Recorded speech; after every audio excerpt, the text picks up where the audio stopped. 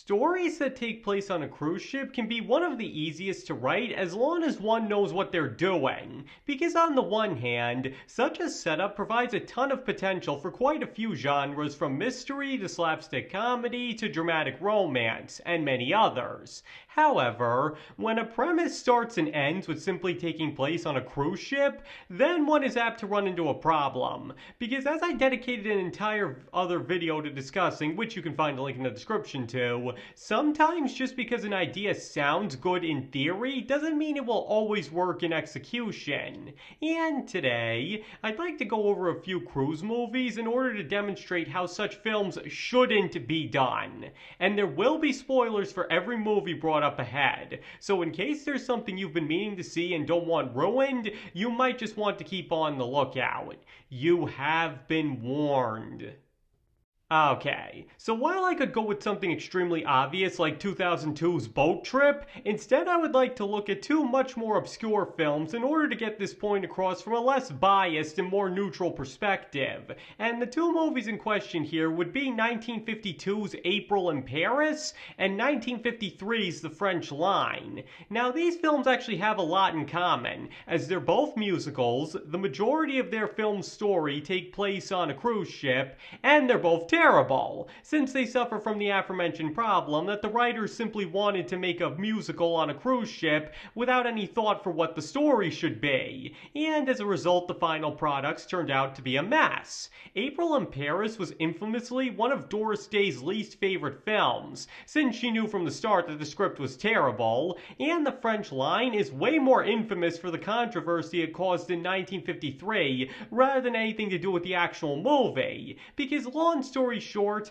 the final number of the film, Looking for Trouble, features Jane Russell not only wearing a very racy one-piece for the period, but also had her jiggling her breasts to the music in a way that was so scandalizing that they actually redid the number to edit it out. But even then, RKO was slammed with fines, certain cities refused to show it, and Jane Russell herself refused to endorse the film because the League of Decency wouldn't give their stamp of approval on it. And all of this for a film that most would say was mediocre at best. Now, considering the real-life drama surrounding both these movies is a lot more interesting than what the actual films have to offer, it's pretty safe to say that they're often the go-to examples for how not to do a movie centered on a cruise ship, or even a musical in general for that matter. Because not only are most of the songs in both films forgettable, but the plots are downright anemic, with the story taking a back seat to whatever the writers want the characters to do, or which musical number they want to set up next. And needless to say, all of the best cruise ship movies, musicals, and stories in general go out of their way to avoid such amateurish mistakes.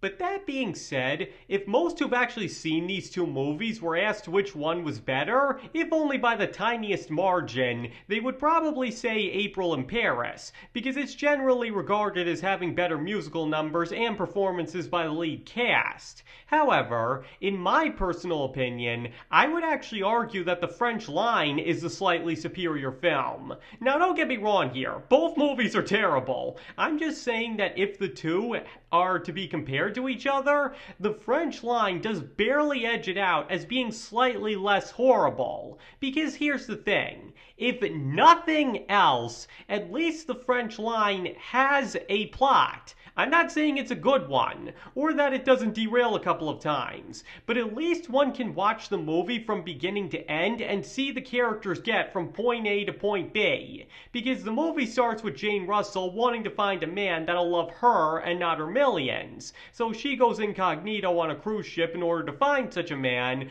does so, and after a huge misunderstanding, ends up getting together with him in the end. Again, it's a very cliche and not well told story, but at least it's a story. The logical progression of events are followed to their natural conclusion while tying up every loose end, and by the time it's over, the audience can concede that while bad, they saw a completed story play out nonetheless.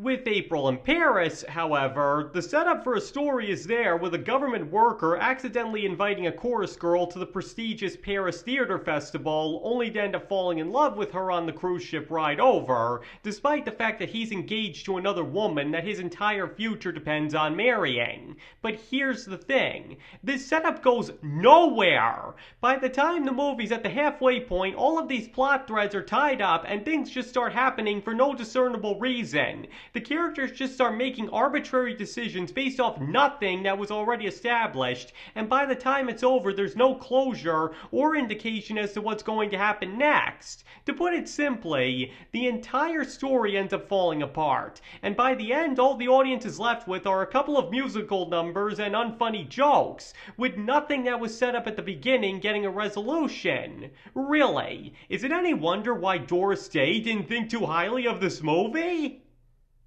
But the point here is, the French line may not tell a good story, but at least it sees that story through to completion and resolves everything that it sets up, while April in Paris just forgoes the plot altogether by the halfway point and descends into a confusing mess before it's just over.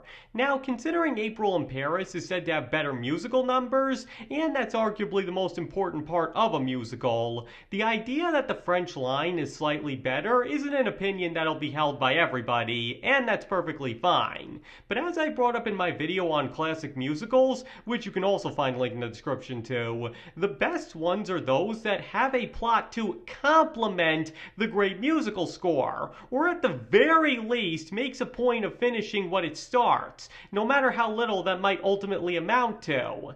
And as a writer by nature, the plot is naturally the most important aspect of movies to me, which is why the French line just edges out for the one that I would argue is better. But the French line is still a bad movie. Just because it passes Writing 101 and actually makes a point of telling a complete story doesn't automatically make it perfect, as its execution has a ton of problems. It honestly speaks more to how bad April in Paris screwed up that it set such a low bar for the French line to clear that simply not abandoning its plot makes it superior. To put it simply, there are bad movies that take place on a cruise ship, and then there's the French line in April in Paris, the latter of which is so bad that it makes the former look better by comparison simply by virtue of the fact that it told a complete story. Honestly, these two movies could make almost any other cruise movie look good. That's how emblematic of everything they get wrong about this type of film they really are. Frankly, if one watched both those movies, noted everything they did wrong, and wrote a new script while avoiding all of their mistakes, they might very well make a masterpiece. Because in the end, cruise ship movies are about a lot more than just the cruise itself. It needs to have a good story to go with it, which is what both these movies most definitely failed to do. Okay, that's everything I had to say on that. So now give me your opinions on this. Do you believe that the French line in April in Paris perfectly represents everything that shouldn't be done with movies set on cruise ships, musicals, or really any film that's just trying to be good in general? Or do you believe that there are movies much worse than them and that I was being way too harsh? Please let me know in the comments below, because you don't have to agree with any opinions expressed in this video if you don't want to. You can feel about this or any other topic we discuss here however you'd like, and if you think I had it all wrong, that is perfectly okay. And thank you all for watching. It is all greatly appreciated, and I hope to see you all next time.